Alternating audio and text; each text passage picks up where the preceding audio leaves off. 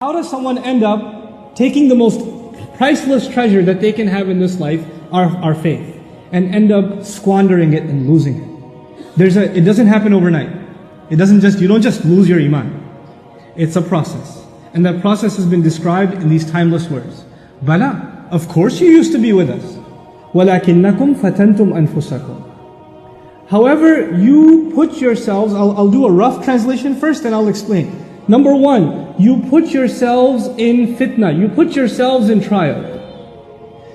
You kept putting yourselves in situations where your faith gets tested.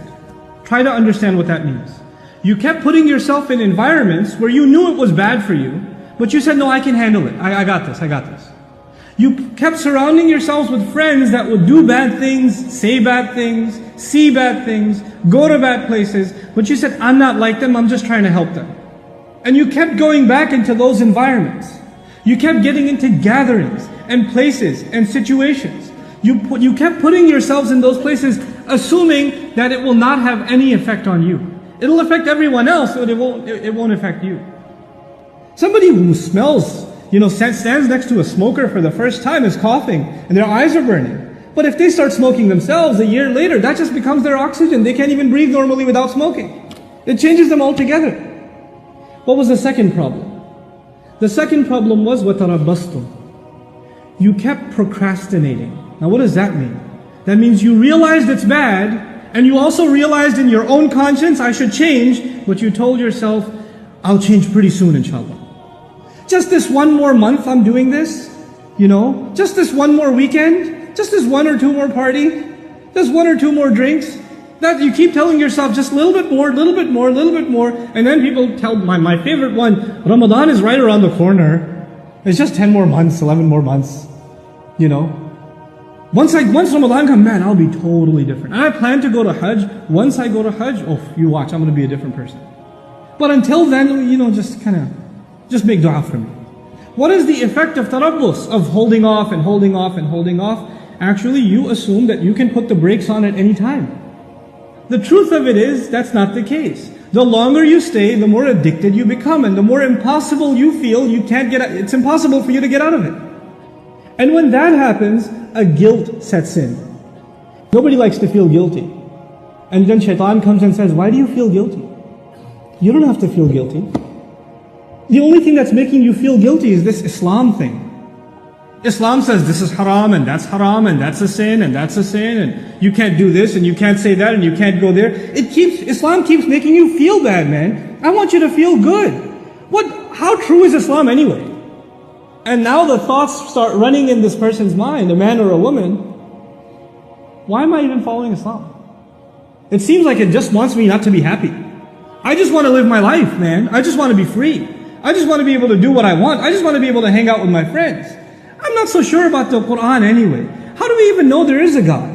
How do we even know? What's this hadith business? I mean, how do we even know it's authentic? And so you have this young man or woman, this Zainab, this Ali, this Fatima, this Abdullah, this Kareem, these beautiful names, and now they're starting to ask questions about, I'm not so sure about this Islam.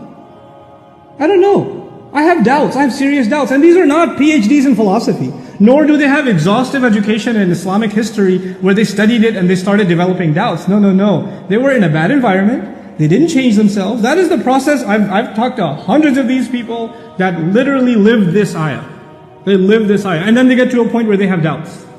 But their doubts have nothing to do with logic or reason. As a matter of fact, when you answer one doubt, they go to the next doubt. When you answer that one, they go to the next one. When you answer that one, you go to the next one. Then you say, hold on a second. So how long ago did you start ending up in questionable kinds of company? And then the truth starts coming out. وَارْتَبْتُمْ. The very next words are, you fell into doubt. You started doubting. You know what doubt will do? It'll let you off the hook. You'll be able to say to yourself, well, it's not really absolutely the truth anyway, so I shouldn't feel bad that I don't follow it. I shouldn't feel bad. And now once those doubts settle in, then two things are taken away from you. The desire for Jannah is taken away. The desire for making Allah happy is taken away. The afterlife is nothing to you. The afterlife means nothing. If somebody even brings up heaven and hell, it's a joke to you. Well, if you take away heaven and hell, If you take away the motivation to end up in the reward of Allah, or get away from the punishment of Allah on Judgment Day, well, the only motivation you're going to have left are things that are left in this world, isn't it? And this life will be money, it'll be fame, it'll be leisure, it'll be pleasure, it'll be material things. That's all you ever think about, that's all you ever care about, that's all you ever want to know about, that's the only thing that ever interests you, that's the only thing you make efforts towards, because you think all of these things are going to bring you happiness. They'll bring you contentment. So the next words are, وَغَرَّتْكُمُ الْأَمَانِيُّ. False hopes deceived you. You had false hopes that some kind of worldly thing will bring you happiness, and you ran after it. You gave all of your life to it. You keep looking for something more to fulfill you and fulfill you. Because the thing that will completely fulfill you, the pleasure of Allah, is no longer there. That desire is no longer there. وَغَرَّتْكُمُ الْأَمَانِيُّ حَتَّى جَاءَ أَمْرُ اللَّهِ, until the decision of Allah came. This was your life. This, according to the believers, is a summary of a person's life that lost their faith. They started just with putting themselves in a questionable environment, and from there, it's a downward spiral automatically. The next thing is, you start getting hooked on it, and you put off, and then later on, you start developing doubts, and from there, the only thing you ever work towards is worldly, lustful, material gain, material desires.